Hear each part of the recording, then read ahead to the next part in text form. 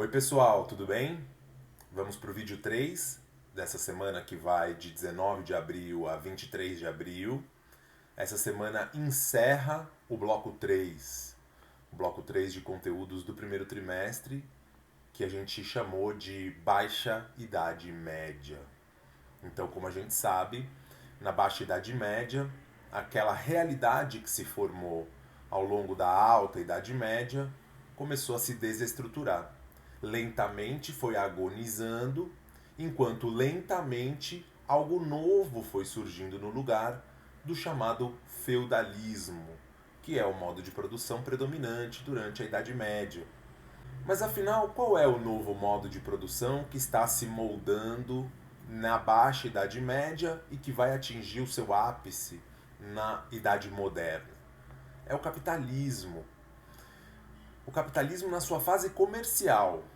O capitalismo nos moldes que a gente conhece hoje é muito diferente e só vai de fato começar a se organizar em meados do século XVIII, dando origem a inclusive uma nova era histórica, que é a Idade Contemporânea. O que marca a Idade Contemporânea? Uma nova fase do capitalismo pós-revolução industrial e uma nova fase da organização política liberal, portanto muito diferente daquilo que se observou durante a Idade Moderna. Mas a gente ainda não está falando de Idade Moderna, a gente ainda está entendendo melhor o que aconteceu nessa tal Baixa Idade Média. Nas duas primeiras aulas desse bloco, ou seja, na semana 1 e na semana 2 do bloco 3, a gente se dedicou a compreender o que foram as cruzadas, as causas das cruzadas já têm relação bastante direta com a crise do feudalismo, que já começa a se observar, na verdade, no finzinho da Alta Idade Média. E após as cruzadas, ou seja, na semana passada especialmente, a gente analisou em profundidade as consequências das cruzadas, ou seja, a realidade da Europa pós-cruzadas. De fato, a gente pode falar em algo, eu me referi, vocês devem se lembrar da expressão que eu usei, as cruzadas foram uma espécie de divisor de águas, o que significa dizer que nada será como antes depois que as cruzadas ocorreram ao longo de mais de 200 anos, foram ao todo 8 cruzadas, né?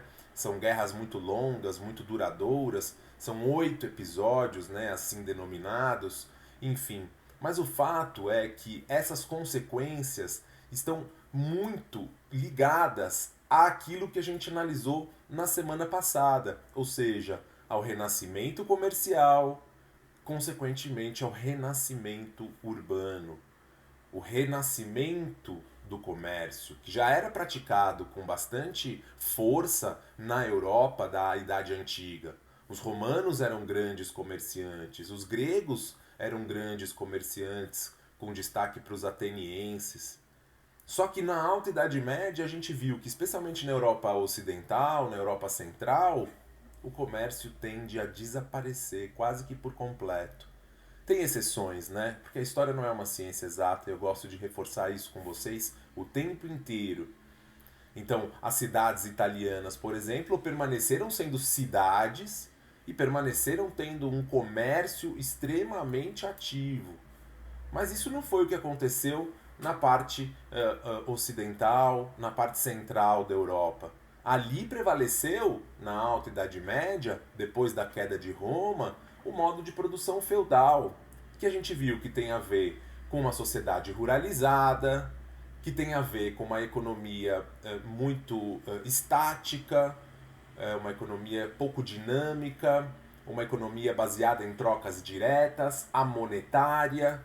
Essa é a realidade que se moldou na Europa e que vai se transformar profundamente depois das cruzadas, no momento em que o comércio é resgatado como atividade econômica preponderante e, por consequência, a vida urbana. Porque, como a gente vem discutindo, as cidades são o espaço ideal, o espaço privilegiado para a realização da atividade comercial, por meio das feiras, por meio então dessa circulação de pessoas e de mercadorias. Mercadorias essas que, como a gente viu, vinham especialmente do Oriente. O Oriente, o Oriente Médio, mesmo a Europa Oriental, onde se localizava o Império Bizantino, eram regiões onde as mercadorias eram muito variadas, muito diversas. Mercadorias essas que não existiam na Europa. Então a gente viu açúcar, cravo, canela, pimenta, enfim, panos, sedas, uma variedade de mercadorias que interessavam para os europeus e que não circulava na Europa. Então, essa nova classe social, esse novo grupo que começa a se formar, é exatamente o grupo dos mercadores, o grupo dos comerciantes. Nessa semana, o nosso principal objetivo é fazer uma amarração disso tudo. Essa semana vai ser uma semana um pouco diferente, vai ser uma semana mais light. Não tem texto obrigatório e nem tem uma atividade específica dessa semana. Por quê? Porque vocês estão nesse momento empenhados em fazer o trabalho final de história, que é um trabalho de fôlego, que é um trabalho que vocês precisam resgatar todo o conteúdo que a gente trabalhou até aqui e que não foi pouca coisa. É um trabalho, então, que, portanto, vai exigir muito de vocês. Por isso que o que a gente vai fazer nessa semana é uma espécie de prévia do que a gente vai estudar, na verdade, no segundo trimestre. Porque no bloco 4, a gente faz uma pausa nessa discussão para dar conta do projeto Religiões. É o projeto Religiões que vai, digamos, nortear as 3 semanas do bloco 4. A gente vai analisar algumas religiões, mas isso a gente vai ver mais para frente. A partir da semana que vem, eu vou discutir melhor com vocês quais são essas religiões, que aspectos a gente quer observar. Fato é que, para agora, o que eu gostaria de ressaltar com vocês é justamente como o mundo europeu pós-cruzadas está em profunda transformação. Esse é o grande objetivo dessa última semana do bloco 3. É pensar nas transformações, nessa Europa que está se transformando e como isso em algum momento, a gente vai ver melhor a partir do segundo trimestre, acaba influenciando o resto do mundo. É essa Europa em transformação que em breve terá condições de navegar agora não mais apenas no mar Mediterrâneo, mas também em mar aberto, no oceano. E dessas grandes viagens resulta, como a gente sabe, o encontro dos europeus com os habitantes disso que a gente chama de América hoje em dia. O descobrimento, bem entre aspas, do Brasil, do continente americano, ou disso que a gente hoje chama de Brasil, porque obviamente os habitantes originais dessa terra não usavam esse nome. Pois bem, gente, estamos falando, portanto, de transformações em vários âmbitos. Eu gosto sempre de reforçar com vocês quais são os aspectos sobre os quais os historiadores se debruçam em seus estudos. Então eu já falei mais de uma vez que quando a gente está estudando uma determinada realidade, em um determinado tempo, em um determinado espaço, a gente precisa se debruçar sobre alguns elementos. Quais são? Política, economia, sociedade e cultura ou mentalidade. Sempre, sempre, sempre, quando a gente estiver estudando qualquer tema, a França no século XVIII, o Brasil no século XIX, qualquer que for o tema que a gente for estudar, em história, é claro, a gente precisa se debruçar sobre esses aspectos. Como é que era o funcionamento político no Brasil do século XIX? Como é que era o funcionamento da economia nos Estados Unidos do século XX? No começo do século XX, quando teve, por exemplo, a crise de 29. Essas são perguntas que os historiadores se fazem.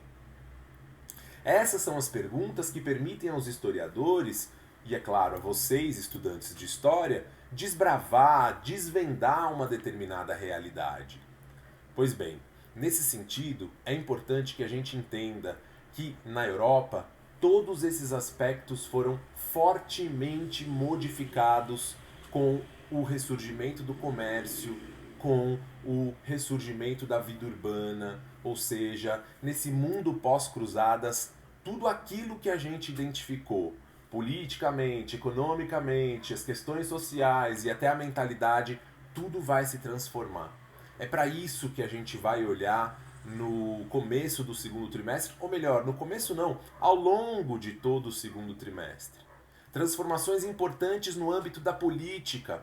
Aquela política medieval descentralizada, em que cada senhor feudal exerce sobre o seu território plenos poderes, isso não vai mais ser interessante e a gente vai entender por quê no segundo trimestre. A tendência então será a de centralização do poder com o surgimento dos regimes monárquicos absolutistas, típicos da Idade Moderna. Do ponto de vista da sociedade, você já percebeu, a principal transformação é o surgimento de uma nova classe social. Um novo grupo de pessoas que vivem do comércio, os mercadores, ou seja, a burguesia.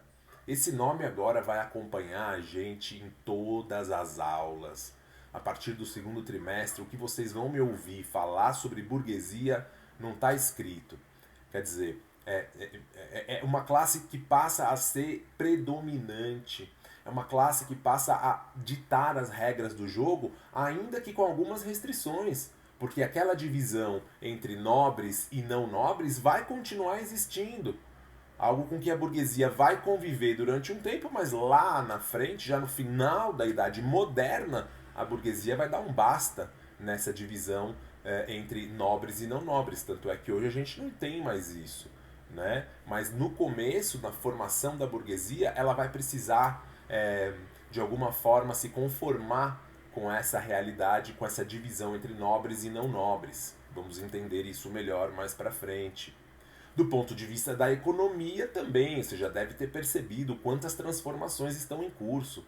Aquela economia agrícola de subsistência, em que as pessoas plantam e colhem aquilo que elas vão comer, é aquela economia estática, parada, precária, está dando lugar a uma economia capitalista, baseada no comércio, baseada na circulação de mercadorias. Esse dinamismo típico do capitalismo vai começar a transformar a Europa em diversos âmbitos.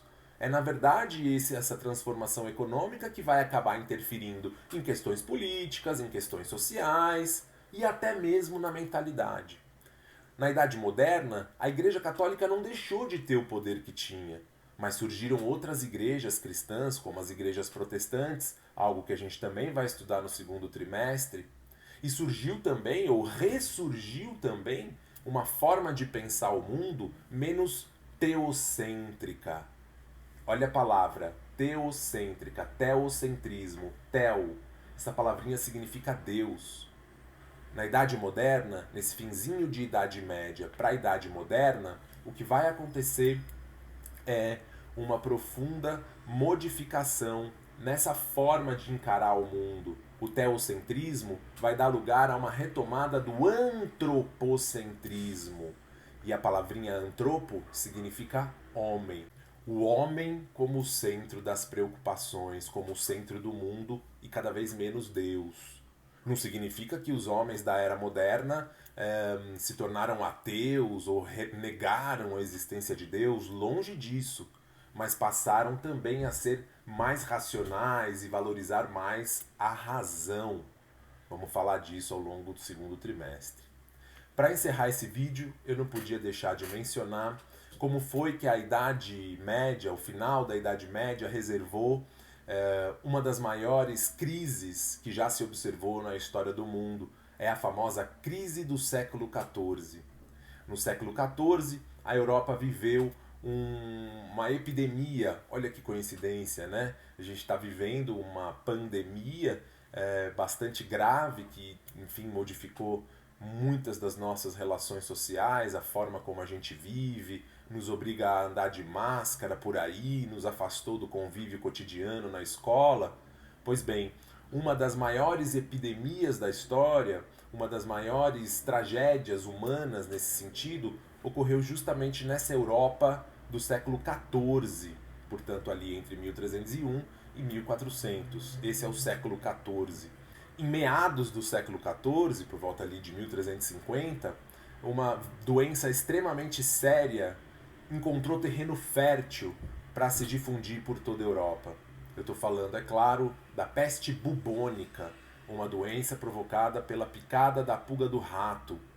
A peste bubônica entrou para a história como peste negra, porque provoca na pele das pessoas manchas bem escuras e a pessoa acaba morrendo em algum tempo, né, em pouco tempo.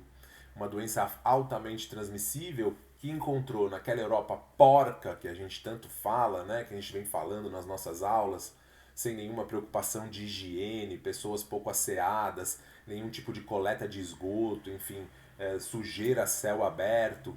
Tudo isso acabou sendo o vetor para que a doença se espalhasse e provocasse uma verdadeira tragédia demográfica na Europa. Dos 90 milhões de europeus, 30 milhões morreram em poucos anos, em coisa de 10 anos, menos até, em decorrência da peste bubônica. Ou seja, o século XIV reservou para a Europa uma grande tragédia em termos demográficos, em termos populacionais. Enfim, era isso que eu queria abordar com vocês nesse último vídeo do bloco 3. Quero agradecer a atenção de todas e todos. Se precisar reassistir a esse vídeo, faça isso, é sempre bom. Enfim, é uma semana diferente em que a gente só vai conversar a respeito dessas questões por meio do vídeo e também por meio da aula síncrona. Lembrando que a gente tem aí um feriado também no meio dessa semana, então vai ser até bom para vocês ganharem algum tempo para darem conta do trabalho final, que é um trabalho longo, que é um trabalho denso. Certo, pessoal? Pois muito bem, então. A gente se vê no próximo vídeo e a gente se vê nas aulas síncronas. Tchau, pessoal!